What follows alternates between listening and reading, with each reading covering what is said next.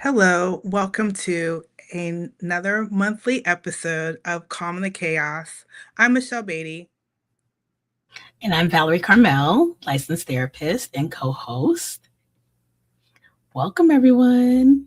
Yes, welcome. Oh, and I'm a program manager and a mental health advocate. That would help to share. So, this month we are talking about the art of done. We're continuing this narrative that Val and I are championing, and it's about what does done feel like. So, you can ask almost any project manager what is done, and they will most likely often refer to making sure that a checklist is completed, right? So something is signed off in regards to deliverables, closed tickets, a final status report that has been filed in archive. And so then you can ask the team, what does done feel like? And sometimes, or you can ask a peer, it doesn't have to be your team. You can ask a peer just in conversation, and you're debriefing and you're like, goodness, we're done. But sometimes you're just like, but am I? Like, it doesn't always feel that way, or it might get quiet, or it's like, what does that look like? Like, that you finished everything on the checklist, but yet it doesn't feel that way within yourself, within your being. So, one thing that we wanted to talk about is that we wanted to really talk about how in our profession we heavily are defining completion as a task status. In the project management profession, many of us refer to completion as a task status, but how often we want to propose the question, how often do we apply that to the human experience? And that contribute to us being able to log off and not take our work home at the end of a day. So we are definitely trained to document done, but how do we identify what it feels like to help us know that we can move on or let go, or we know how to associate something from a project grief standpoint or a success story, or this was a phase, like we started something as a project and or a program, but we end up, okay, this is a project within the program and this is a phase and this phase is done, or we need to go back and create something new or another phase or a segment. So it's just understanding how to unpack that to ensure that we're able to really protect our mental health while we're driving excellence with our programs and our projects. So what does done actually feel like for you? And if you can't answer that question right now, we're hoping that after this episode, you have a starting point. So let's set the frame. So, establishing two types of completion and why sometimes there may be a gap. So, one, let's identify as technical, and the other one, let's identify as physiological, right? So, from a technical standpoint, we have that the project is closed in the system. The status is green, deliverables are signed off, and tickets are closed and archived, right? But from a physiological piece, our nervous system has received a clear signal that the work is contained and it's safe to release. So, Val's going to give us insight on what that looks like the different personalities that can show up that might help us recognize a starting point, or maybe have an aha moment in regards to how this is being unpacked within us. So, Val, share, please. Yes, absolutely. So, me and Michelle really took some time to try to kind of create some different archetypes and different personalities in which that really kind of demonstrate the different tasks and roles that project managers really show up in within their own projects and or programs. And so in doing that, we'll be able to really kind of break down a little bit more about what the maybe technical sign of done is versus what are some opportunities to really create a physiological sense of done. And so but before I jump into that, I really want to explain why the physiological aspect of done is really important to us. So from a technical side, yes, it's good for the flow of the project, for collaboration, for accountability, that we create these, very technical ways of being able to create that status that communicates to others that a particular task or deliverable has been completed. But from a physiological standpoint, our bodies need something physiological to communicate to it that it needs, that cycle of activation and stress response that occurs when we're dealing with a lot of different things, for that to now communicate back to our brain and bodies that that particular task and or deliverable or kind of stress cycle has been complete. And without that, oftentimes our bodies will continue to kind of idle and stay in a state where it's scanning or anticipating another stressor or another, task that it needs to complete. And that in and of itself can really lead to the challenges that people have of being able to kind of create a much more clearer demarcation from their workday to their home life. So that's why we really wanted to kind of provide this additional context for people to hopefully be able to see some elements of themselves within these archetypes, as well as get some insight or some ideas of different ways that maybe you can incorporate as part of your art of done, and being able to officially kind of own your sign off from not just a technical side, but also a physiological side. So jumping into the first one, we have the driver. This is the person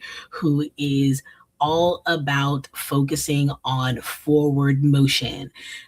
The done sign is not a time that means to sit back and kind of rest on your laurels. It is about, okay, now that we're done with this, what's the next thing? They are definitely a more forward motion thinking individual. And sometimes that constant push can lead to a lack of time of being able to fully rest and recover from the most recent stressful and involved kind of project that was just completed. And so one of the things from a technical side that often we're relying on is just that status. But from a physiological side, it's going to be important to kind of actually slow down that tempo so that there is an actual physiological pause in that experience. And one way to be able to do that is going to be to physically kind of write down a few minutes, one of the wins or something that you maybe really learned from that about yourself, or about something that you or an insight that you can then utilize moving forward. You want to kind of create a cognitive kind of strategy around how do you close out and signal from that standpoint that that particular project is complete. In addition to that, we also want to make sure that we do something physiological, right? Because it's not enough to just write something down. We need something that helps our bodies actually understand that that particular phase is now complete. And a way that the driver kind of archetype would really kind of respond to that would be if they actually did something physical with their bodies. So it could be something that after you're done with your project, maybe you go out for a walk that day, or maybe you end that night or that particular work day with some type of physical activity. That physical activity could be absolutely a structured workout class, but it could also be something where it's a little bit more lighthearted and fun. Maybe you are taking time out in your garden and you're pulling weeds. Maybe you are, you know, decide that after this thing you're going to celebrate and kind of create a new space or update your workspace, and that you're now moving furniture around and doing different things. So we want to make sure that we are doing something physical that also kind of signals that that previous phase is complete. And one thing when you're sharing this archetype, as far as the driver, one thing that's coming to mind for me is this driver will most likely come to a more seasoned PM, more so than someone new to the industry. Because if you're new to the industry, you're still doing check and balances, or you're new to your role, you're still doing check and balances. You're sometimes possibly maybe seeking validation. You're looking for that, am I sure this is right? Or sometimes terminology can trip you up and you're like, okay, is this? Like, it's a lot of cross-checking. You want to make sure that you're using the templates provided for you if you didn't have to create them yourself. So this archetype to me will apply to someone more seasoned or a mid to see mid early career, mid career, seasoned career. So in that mid to late career, like with over Mhm. 3 to 5 years of experience, because they are they're comfortable in what they're doing, right? Mhm. And so I think that the driver potentially can apply to that demographic within the industry. Okay. All right. So in moving to the second one, I wonder where we think this particular phase would be, and this is for the analyst. So done doesn't necessarily feel like they've actually fully earned it, right? And so one of the things that they tend to do is kind of replay decisions, kind of replay particular interactions, replay particular moments throughout the project that allows them to kind of almost audit their own performance and how they Mhm. showed up during the course of that project. And what that can kind of lead to is a lot of kind of cognitive loops of information just constantly kind of rolling around in their mind. So, you're remembering this particular interaction with maybe this particular stakeholder, or maybe you are, kind of thinking about a retro from earlier this week that you wanted to that maybe a comment was said or there was something that you felt that you could have done better. And so one of the ways to kind of create a more technical, another technical kind of ritual to really support that is to end the project with really focusing on what things went well. I think sometimes in from an analyst standpoint, sometimes there can be too much reliance on identifying the things that went wrong. And I think a great way to kind of reframe that is to really focus on, okay, what things actually went right? What were the areas of strengths or capabilities about how I showed up that maybe I didn't realize was a strength for me previously, or an area of progress or growth that occurred also during the project. So intentionally kind of shifting away from just figuring out what went wrong, but really trying to highlight and as well as celebrate what went right.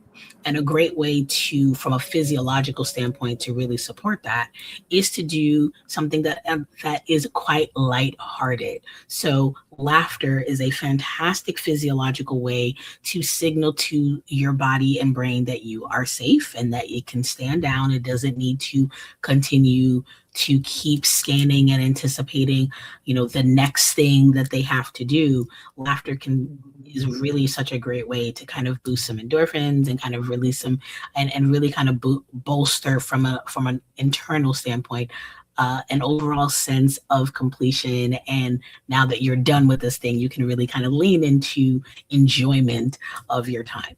So that would be a great way for the analyst to kind of really create a more physiological way to signal to their bodies that they're all done. I think this one can apply to any PM at any stage of their career. I think more so we might see it sometimes in a novice or someone new to the industry, Mm-hmm. just going through wanting to make sure they're showing up the way they're supposed to. Maybe they just got their PMP certification and they're like wanting to make sure that they're demonstrating that they have that expertise and knowledge. And then sometimes it could be someone that has not gotten their certification and they're trying to make sure that they can demonstrate that they understand the knowledge. Like, it applies in both aspects. It's Across just, the board. you know, everyone's like leading sentence is just a little bit different. If you're a Mm, senior PM, it could be, we've done this before, we had a different outcome, and this time it's mm, different. Why?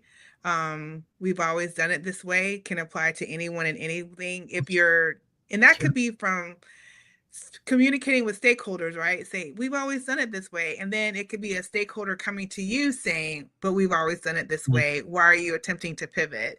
So the narratives are definitely interchangeable and they can apply at any given time in our career. It's just self-awareness. Perfect, perfect. All right. So let's go into the third one, and that is the caretaker. And this is the the personality or archetype in which the sign that something is done is really effectively based off of how the team and how other people are feeling. So sometimes it's not just enough for the deliverables to be sent in or checked off, but ultimately, how are the other people who are part of that project feeling about the close of that project?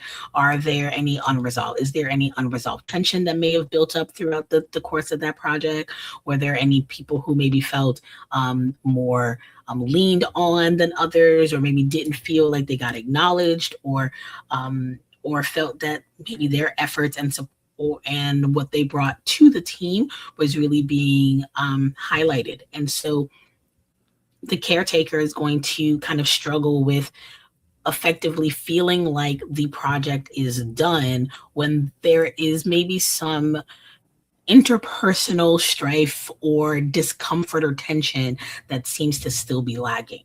And so when we are talking about the concept of trying to identify what a different kind of technical closeout ritual could be, would be trying to do something that allows them to address some of those interpersonal things. So that could be sending, a note of recognition to each person on the team. It could be maybe an individual kind of check-in that you do individually with everyone so that you can see how everybody is feeling, and maybe be that person who is able to kind of speak to those elements that maybe is ultimately relieving some level of tension.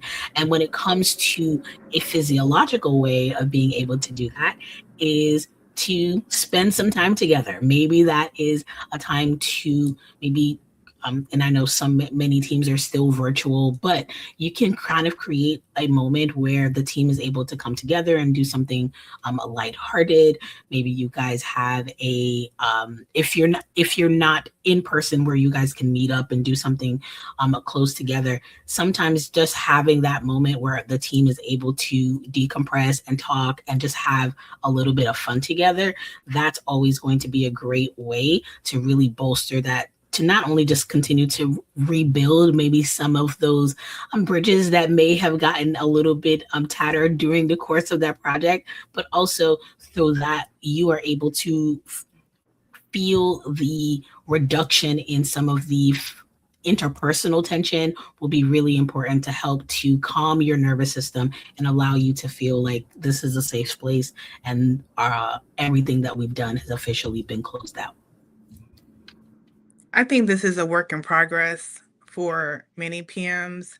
This is not a Mm-hmm. cookie cutter archetype, right? Mm-hmm. Sometimes this depends on your person. And I mean, each one, we're talking about different ones, but Yeah. this one really is based on your personality type. Are you an introvert or an extrovert? And how does it apply to you? It also determine if you're an independent contributor versus someone in a team, um, or managing a team. Well, we're always a part of a team in project management, but are you an Mm-hmm. independent contributor with no team, or are you a leader, PM, your PM leadership with a team? Because that also impacts how you build your relationships. Are you networking up or networking across, right? And what does Mm-hmm. that look like to your comfort level? And yes, from a hybrid standpoint, that's one thing. Virtually, I think you have to get more creative. And I think one of the starting points with that is sometimes just navigating how people come on camera. Will they even be on camera Mm-hmm. to have that relationship? Because you need to be able to see how people are responding. And if their camera's not on, how do you navigate that? That's something that the caretaker has to get creative with how they figure out what that looks like. Is it a team's message? Are you going to comment in a channel for everyone to see, or is this Mm-hmm. going to be a one-on-one piece? Or how do you get the camera to turn on? Like that might be just The whole thing right there, relationship building, do they, because everyone interprets that differently. True. So some people is like, my camera's not on, doesn't mean anything. Some people are like, I mean, the list goes on. We don't have time for that. But what does that look like from that standpoint? But I also want to add in the piece, being the caregiver, please don't sacrifice your own care in the process. Absolutely. Absolutely. And I think, and the good thing to also kind of recognize here is that the physiological aspect of spending time with people within social connections, yes, that can be great if it is within your teams, but it doesn't necessarily have to be. You could end that project with just having, a family night. You can end it with having, a girls' night and you guys all go to the movies and it's just not even talking about work. It's really about creating that sense of safety that we naturally get when we are around people that we actually enjoy. So if that is your, work team, that's great. And you can definitely utilize it that way, but it does not solely have to be your work team. It's just about creating a sense of community that you can enjoy and that allows you to feel safe and create that sense of physiological done. So that was a great point. And one thing too, there are some companies where they have the bots where they encourage you to like, do you know this person in operations? Do you know this person in HR? Do you know this person in, engineering? And so it encourages you to connect with a specific person. Now, it just depends on the investment, but it's also something you can create too, depending upon your role, making sure that there's that relationship building above and across. Love that. The next archetype we have is the strategist. And so the strategist is not only thinking about this current project, but also all of the larger projects that it is connected to. And so sometimes in their kind of big picture thinking, it can be very difficult to feel fully that maybe one phase of the project is to really kind of enjoy the completion of one phase of the project when the project or the program is much more long term. And so it's going to be really important for the strategist to not just look at that full picture, but also to really kind of celebrate and acknowledge each kind of piece of that bridge that is being addressed and completed. And so when we're thinking about the strategist ritual from a technical side, one way that they can do that is to really kind of, again, create some space to really provide an overall summary or really effectively think about that particular aspect of the project and provide some either insights or some clarity or about thinking about how that particular phase is going to be impacting all of the other subsequent phases of that project. So that can be a great way from a technical standpoint to kind of compartmentalize that piece before we move on to the next one. From a physiological way of being able to kind of create that ritual, one way to really be able to create that could be from a physiological standpoint. We could look at either of the other ones we've already mentioned, but another really good one that I think can be a little bit more challenging for people at different stages is to have a place where you can kind of release any particular levels of tension that you actually are experiencing. So whether there was a moment about a process of the emotions in terms of maybe there was some feels about the next phase and maybe there are some fears or frustrations in the anticipation of that next phase, being able to really kind of allow yourself some space to process those emotions. And sometimes that can be for certain people when it comes to the release of some stress. I know a lot of people feel a way when I say this, but crying is a great way to like weather that. And again, it doesn't have to be a cry related to work. It could be you putting on your favorite tearjerker movie, whatever that is that gets you all in the feels. That could be really happy.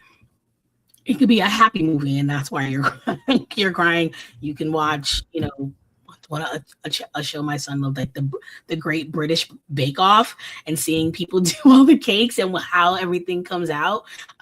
Those are things that can be, a little bit emotional. And I know sometimes people don't necessarily like to release tears, but the benefit of that is that there is some cortisol that is released in our tears. So having a moment where you're actually allowing yourself to cry and let some tears out can actually help to is a signal to your body that your stress level is actually being released.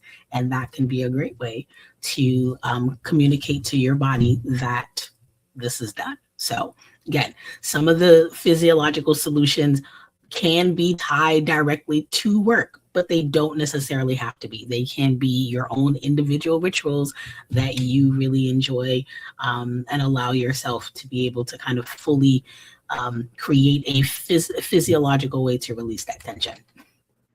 Those are great examples, Val. And I just want to add one way to lead up to be able to get to that point, specifically for the strategist, is keep your receipts, right? Your wins, your lesson learned, and not just big wins, whatever you define that as small wins. Maybe someone's that didn't always respond to you in a timely manner now responds to you in a timely manner, or Mhm. maybe you got someone to actually follow a protocol that they did not use before. That is a win. That is a receipt that can help you get to the point where you can follow everything that Val was just sharing from a physiological standpoint, so you can quiet your mind, because you're always 3 steps ahead. But in order in being that way, you also need to acknowledge what happens, because sometimes it's like you're like that because you feel like something's not being done. You have to be a very proactive, not only in your communication, but in your efforts, right? So in that, I just want to encourage whoever the strategist may be that is listening to this or watching this, is that your receipts can help you maybe not be 3 steps, but maybe just one sometimes, because you have the processes in place, you have the relationships in place, you have really worked really hard to cultivate those relationships, and they're coming full circle because you've been consistent with your messaging, consistent with your execution. They now understand the process and they understand your expectation, and that is going to have a return. It is going to bloom well, and it's going to have a good return from you that you can use as a reference, or they can let you know what you did share this with me and I got it. So if they miss the mark unintentionally, there's that acknowledgement, which gives you peace, because it's like, I know I said this, I know I shared this. And it's like, okay, now what? So those are things that can lead up to those awesome shares that we were just given. And our last one for the adapt, and that is the adapter. So this is the archetype in which you really thrive in motion, ambiguity, the uncertainty of things, kind of anticipating what shifts and, you know, adaptations you're going to be, maybe unexpectedly coming up, having to deal with. And so the adapter finds a lot of enjoyment from things constantly changing and finding ways to pivot and maybe problem solve in ways in which the kind of high stakes, high pressure kind of environment is the space where they find to be the most energetic for them. And while yes, some of that adrenaline will naturally kind of keep you going, the goal eventually is to help your body understand that that phase is done and we can officially relax. And so one of the ways to really kind of do that is going to be practicing deep breathing. It is the response to help our body communicate back to our brains that it is okay for it to stand down and relax. Our breathing is one of the number one ways that we are able to effectively interact and communicate back to the part of our brain that really kind of controls a lot of the mechanisms that keeps our system, our nervous system, very much activated. And so by slowing down your breathing, it can literally be just, you can watch a YouTube video and kind of guide through that. There are tons tons of different resources that help us breathe and learn how to breathe very slowly. You could do diaphragmatic breathing. There is the physiological sigh that Dr. Andrew Huberman from Stanford really kind of talks about. There are lots of different ways. It doesn't matter what that approach is, but what you effectively ultimately want is for your exhale to be slow and long. That it is the slowing down of your breathing that is going to be able to communicate back to your body and to your brain that we can chill out now. We don't need to be on 10 and pushing and keeping our foot on the gas. We can effectively kind of step out of that high intensity environment and allow our bodies to fully relax. I definitely think that these archetypes are interchangeable. I Absolutely. think that it is definitely something that comes in different degrees. And I say that because I think every PM is the adapter because we are catching curveballs well consistently. And I think adapting is just something that we do. I think it's who we are. It shows up differently. And I think sometimes we're adapters and we might feel the need to announce. And some of us are not announcers. We're just like, hey, we took care of it. That's, like the Olivia Popes, the Of closers, the world. Yes, yes. Yes, yes. So I think this applies to every PM in some capacity for sure. Yeah. And I think the thing to really pay attention to and really acknowledge here is that any one of these physiological approaches can be used by any of the archetypes. It isn't that they are written in stone. It's just that in terms of the more physiological ways that our bodies need that kind of signal, try to kind of pair it a little bit more closely to an area that that kind of leans more heavily into their strength and try to balance it out. So another one that could be also be really useful in terms of for the strategist could be if they're or the analysts who are very technical in their thoughts is to do something creative, right? So if you're always kind of very focused on the technical side of things and kind of dotting I's, crossing T's, doing check marks, that is way more technical than you going out and trying to do some watercolors or painting or pottery, where things are somewhat amorphous when you begin. And so we want to be able to kind of allow our bodies to do the opposite in a lot of ways of the thing that we typically do that ultimately signals our activation, right? So if you are a person, so if you've had a day where maybe you spent doing a lot of being the adapter for most of the day, maybe what you need at the end of that day is some deep breathing to calm yourself and do that. And maybe the next day you are showing up as way more the caretaker. And so maybe at the end of that day, you need, that moment where you can kind of emote and release some of that tension through tears or laughter. So it's all about identifying for yourself how you are showing up in that day and being really intentional every day to close things out. So every day that you experience stress, there needs to be a way to physiologically communicate back to your body that stress cycle and that activation from that day is officially done. And that's where effectively our art of done is really kind of posited in really encouraging us to create a ritual and an overall strategy to close out our day so that we can really separate our personal life from our work life. Yes, because I just want to really put the exclamation point onto that. And the exclamation point is there are ebbs and flows. It is not the same thing every day. Some days you will be one, another day you will be another. Some days there's going to be a hybrid. Like I know, like between Val and I, we weave that in, but I really want that to be the exclamation point to this. Mm-hmm. It's definitely interchangeable, and that is okay, and that is to be expected. That is Yeah. to be expected. Yeah, because nobody is one thing all the time, right? And I think that that's really important to highlight is the goal here is to be self-aware, right? Which is Michele's favorite thing, self-awareness, to really Yes. be in tune with how you're feeling.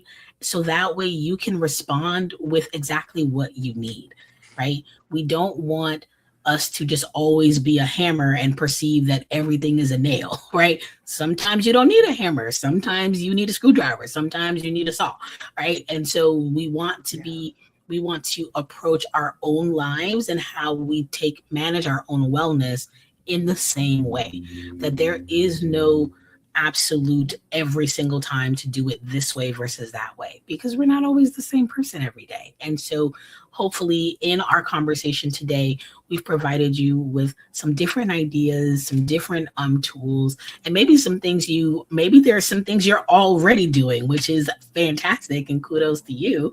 But maybe we've added in some additional things that you can definitely think about to kind of incorporate into how you are creating your art of done.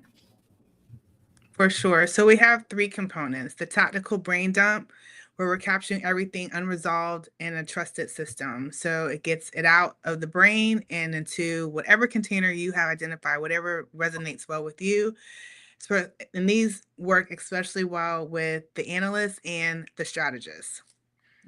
The second core component is the physiological reset that Val gave us each for each archetype. She gave us like really easy to implement scenarios and that we can apply to our everyday execution. And so, that's the physical signal that tells the body the work is done. So, movement, breath, change of environment. Then this is critical for the archetypes, the driver, the caretaker, and the adapter, which technically we all are in some way or another.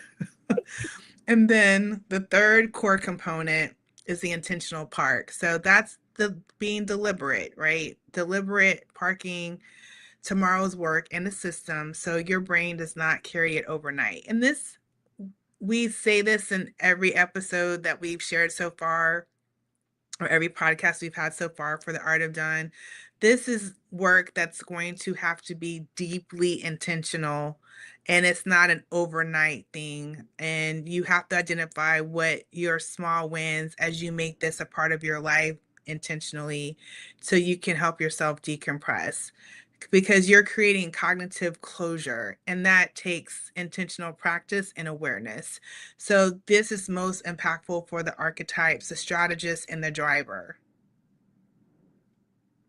Yeah, I think the thing to really, just hone in on is that we want the art of done to not necessarily be um, a productivity hack, right? We don't want people to continue to find ways to just kind of push the limit further and further. That is not the intention.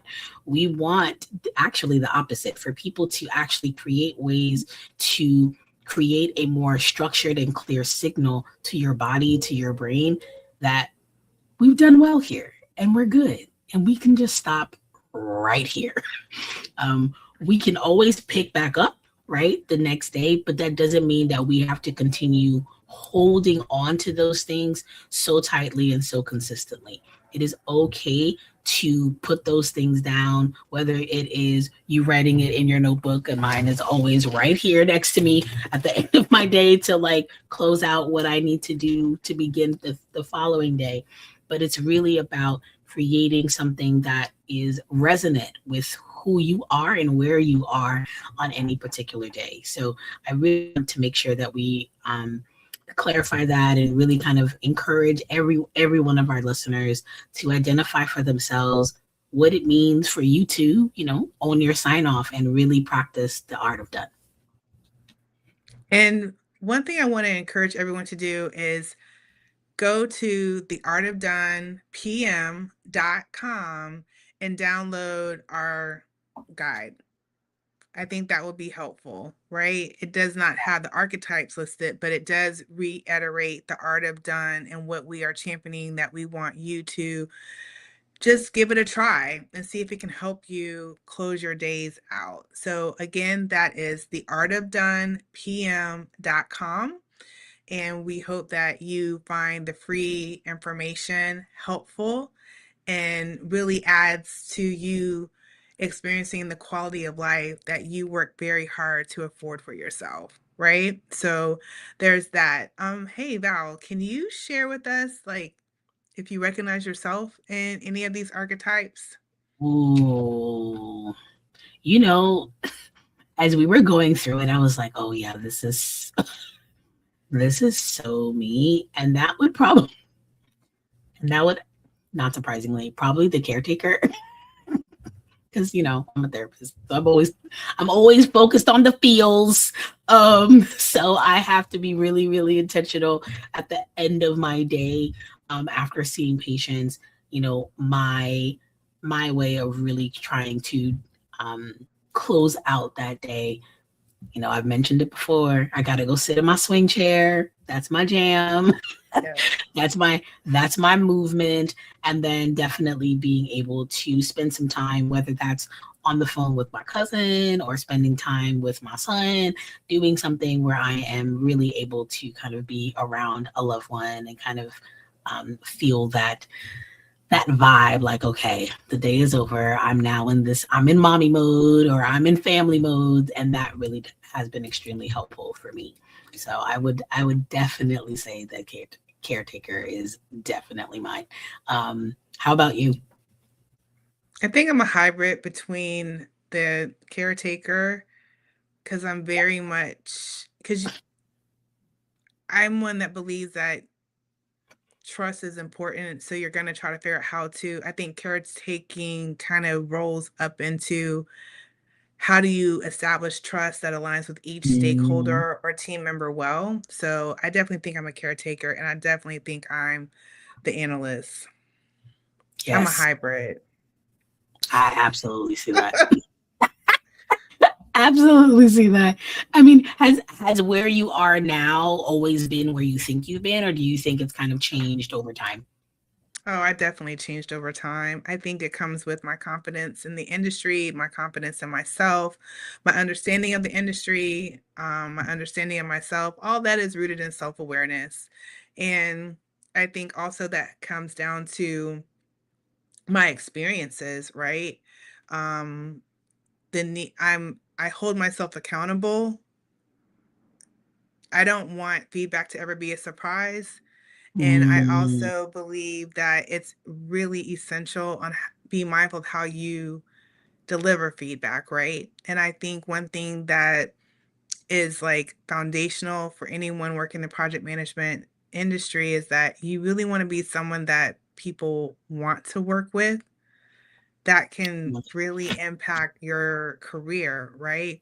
So if absolutely. you are known to deliver a message, if you're known to be like, like you're delivering these messages, okay, but on the flip side, is there another way that you can show up to make sure that it's just very clear you're just doing your job, you're executing, Mhm, or if you're always like, everything's great, how do you really enforce accountability? But I think all that's connected to kindness and being aware and knowing like the child's name if they have a child or their favorite soda, I don't know, drink, whatever, So bring it back to the archetypes. When you understand where you are in your career, then it shows up in different ways. And then mhm, that's where you have to extend yourself grace of knowing, do I need to ramp up in certain areas? Do I need to pull back in certain areas? Am I super sacrificial in certain mhm, areas? Or is this an opportunity for me to grow? I think it's all opportunities to grow, but how do you apply it and how do you process it without beating yourself up is just really a dance I think we all do on a continual basis. mhm, mhm. Yeah, I definitely can really kind of resonate with that because I think over time, I think I've always kind of been the caretaker, but I think I was much more sacrificial earlier on in my career, Mhm. and really struggled with um, creating effective boundaries and boundaries that I would create, but then also not follow, right? And so learning how to like create my own boundaries and then honor my own boundaries, I think has allowed me to continue to still show up as the caretaker in my team, but also without it creating additional kind of strain on me individually, which could sometimes have, which can sometimes make showing up for others a little bit more dicey, right? Because over time you can lead with, could develop resentment or frustration towards the very people that you're trying to support. And so that can be a challenge effectively. So I do think that over time, as you get more confident, as you kind of learn your strengths a little bit more and find your voice, I definitely can see how there can be a transition in the different archetypes and the ways that we show up. For sure. One thing, if I had one thing I would want anyone to walk away from this specific episode, and I say it frequently, but I sincerely mean it, is really understanding yourself. You understand yourself, then you understand when you're taking things personal. You understand when you need to really be receptive to the feedback and constructive criticism, feedback coming your way. You learn to reduce the emotion and the feelings and really develop insight, Mhm. quality insight. And I do believe that understanding who you are based on these archetypes contribute to you as a PM understanding your self-awareness, because it's not just how you interact with the team, it's also how you communicate. It's also knowing when, you know what, I don't have to say anything but what I just said. Like, you feel comfortable being quiet in the room, and you evolve to be an even better active listener. And you learn that your feedback doesn't have to be given right then. It could be given to leadership to then be given to someone else. Or it could be like, hey, I noticed this in this meeting, and this is what I know I would like to bring this, I would like to lift this back up or socialize this here. But all that comes from self-awareness. Yeah, that's always going to be the number one thing, right? As for for not just personal growth, but professional growth, right?